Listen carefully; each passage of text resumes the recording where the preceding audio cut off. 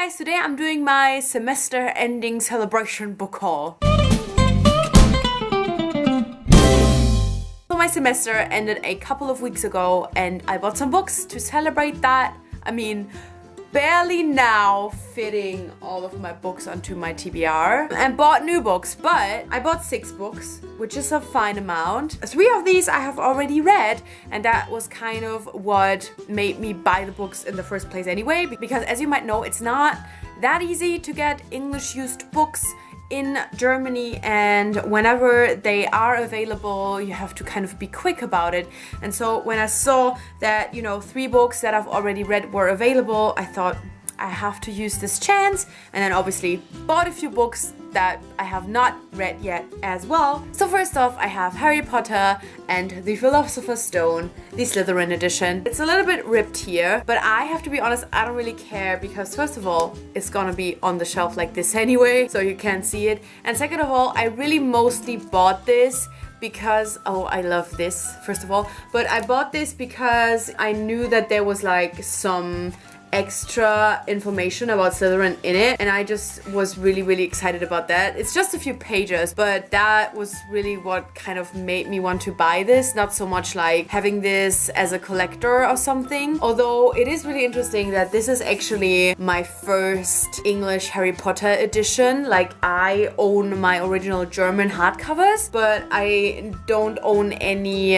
English editions of it yet. There's a few box sets that I really like, but I'm also always waiting for them to be available used, and most of the time they still end up being a little bit too expensive for me to buy the whole box set. But yeah, so this is the first English edition of any Harry Potter book that I own, which is really exciting, and yeah, I just really like it. I'm excited to dive into the extra content and see what it says about my house, Slytherin. And still, I just, maybe I just put it like this on the shelf, to be quite honest. Then I have Where Rainbows End by Cecilia Ahern. This is the original title for Love, Rosie, which I think most people are probably familiar with, at least have heard of it because of the movie. This must have been the first book that I read by Cecilia Ahern. I remember that when I originally read it, I was really confused because I didn't realize that literally all of it is written in some kind of letter. Some of them are, I think, emails or text messages or chat messages, and some are like actual letters. But I remember in the beginning I was so confused because I was waiting for actual text and then it's just letters. But yeah, I sold my German copy a couple of years ago and have been waiting to get an English copy of this for a really long time. It's actually really big. I'm not sure if the German copy was as big. It has almost 600 pages. I never realized. I'm pretty sure the German edition was not as big. Anyway, you can tell, that this has been well loved, which is great. I actually like when these kinds of books look like that because, I have read them. So it's nice if they look like they've been read, even if I never, actually read it myself in that copy. But yeah, I'm just excited. I'm slowly but surely getting my physical Cecilia Ahern collection, and I really like the cover, and because it has like the colors, and it has the colors on the spine as well. I like that. And then I'm really excited. I think this was like number 1 reason why I actually made this purchase, and that is Model Misfit, the second book in the Geek Girl series. So now I'm only missing the 4th one. Yes, now I'm only missing the 4th one in the series. I'm so excited. This is a small copy. So I now have 3 of the small editions and 2 of the big editions. So actually, I think now it would be really great if I could get the 4th book in a big edition so that I have 3 small ones and 3 big ones. But I don't really pay attention to that when I buy the used books, because honestly, if you buy the used books, I do try to kind of check if it's the right edition, but that doesn't always work out. Like, sometimes you just get a different book than you ordered. Like, sometimes the cover image is a different one, and the ISBN is also not always the same,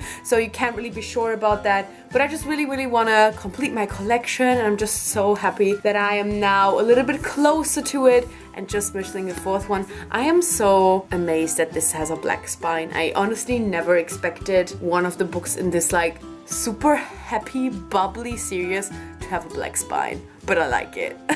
And now onto the 3 books that I have not yet read. First off, I have Waiting for Callback by Perdita and Honor Cargill. I probably fucked that up. I don't know much about this. I never would have bought a new copy of this because the cover is so fucking cringy, but when I saw this for like €2 on the used store, which is way less expensive than a Kindle edition would have been, I thought, why the heck not? Because I'm actually really interested in this. This is a YA contemporary and the main character is an actress, and I think, you know, she's kind of auditioning for like movies and probably like television, and I don't even know. I just like when books kind of take place in this kind of industry, so I'm super excited. And I think Maddie and B have read this and liked it. I think that's where I got the recommendation from. So yeah, I'm excited. It looks like fun. It's, oh my god, that's a huge font. And it has just a little bit over 300 pages, so I think I'll be getting through that quick. Then I have Dueled by Elsie Chapman. Now I do not remember at all where I initially found out about this book, but I've been intrigued for a couple of years now since I heard about it eventually somewhere, I don't know where. This is, I think, a science fiction, maybe dystopian YA that is about a world where everybody gets born with a twin, but only one can survive. So your goal in life is to kill your twin, and I think once you killed your twin, you're free to live an amazing life. That's the basic premise of it. I always thought that it sounded really amazing. I think it is the first in a trilogy. I don't know. It's a floppy copy, which is always my favorite. Has, I think, like around 300 pages. Sounds good. I'm excited. Floppy copy is good. Can never go wrong with these. And finally, I have, I think, the book that I might be most excited about, and that is Ash by Melinda Lowe. Now, this is something that has been on my wish list for a super long time. I've been wanting to read this for so long, but now that I'm actually a little bit more into reading any kind of queer books, I'm finally getting to one of the like OG queer books. I actually think that this cover is really nice. I know that there's another cover that is more the like main cover that most people know, I think. But you know, I just ordered a random copy, didn't really care about the cover. But when I actually saw this in real life, I was like, I kind of like this, especially because this is a female romance retelling of Cinderella, which, first of all, holy shit, I'm so excited. And I still have not read anything by Melinda Lowe, so I need to get on that, and I'm excited that Ash is gonna be the first one. I'm saying this, even though by the time I read this, I might have already got any of her other books and have read them first, so I shouldn't be saying this just because this is the first one that I own by her. But yeah, what I wanted to say is that actually on the cover, you can see her glass slippers. So that is really exciting. This is another one that is really short, under 300 pages as well. And it's a little bit, yeah, it's pretty sloppy. Sloppy? No, floppy is what I wanted to say. It's pretty sloppy. It's a good thing to say about a book I haven't even read yet. I'm excited. I actually do think I might pick this up soon because, I mean, just queer fairy tale retellings, alright? I'll never fucking get sick of them. Hey guys, it's me from the future. I never quite get these. I have one more book I want to show you. When I filmed the haul, I had already pre-ordered this book. Like, I have this book pre-ordered since it was announced, but I wasn't sure when exactly it would arrive because like pre-orders over here, it's not working well. So I didn't want to wait until filming it, but now it has arrived before I'm putting this video up. So I thought I might as well include another clip of me showing this book, and I am so happy and excited and a little bit emotional about it, and that is the collector's edition of A Darker Shade of Magic. Now, I mean, let's just look at it for a second. It is really gorgeous. I'm just so happy about it. Oh my god, I only just realized that it says the number on the spine, and the other ones don't do that. I'm really hoping that this sold well enough for A Gathering of Shadows and A Conjuring of Light to have collector's editions as well. That would be so fucking gorgeous. This is how the back looks. Now I have to say my absolute favorite thing about this is definitely the naked hardcover.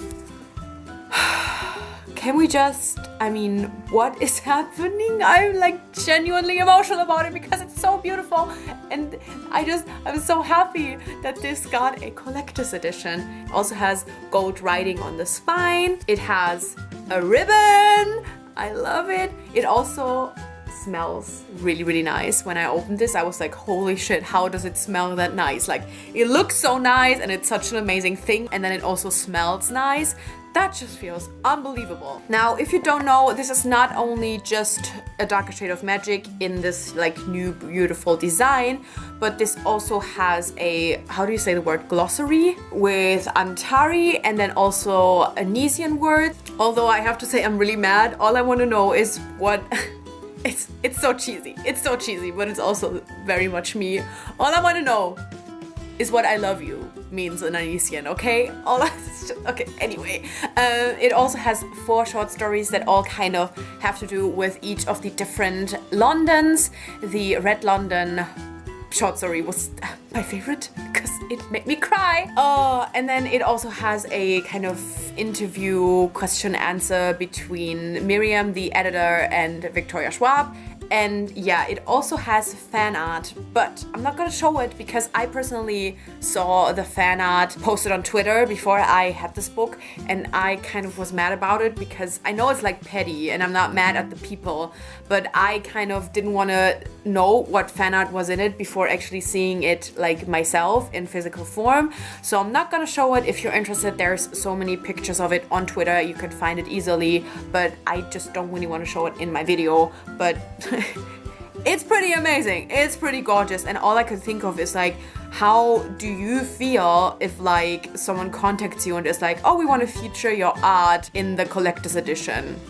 Oh my god, like that must feel so amazing. Like I'm so happy for the people that are in here. And yeah, that's also why I really would love to have the whole trilogy as a collector's edition, because I feel like, you know, we could feature so much more like fan art. Oh my god, I would be like so happy, not just like for myself, but also for Victoria, because that's just a great achievement. And yeah, I love this. I were to show it in this haul. Now back to like past me. Oh yeah, also it's signed, but since I have basically my whole collection signed personally by Victoria, like during meeting her, it doesn't really mean that much to me, to be honest. And like my goal is, you know, to get this signed like on the actual title page with my name on it, maybe next year. Who knows? We're not talking about this yet.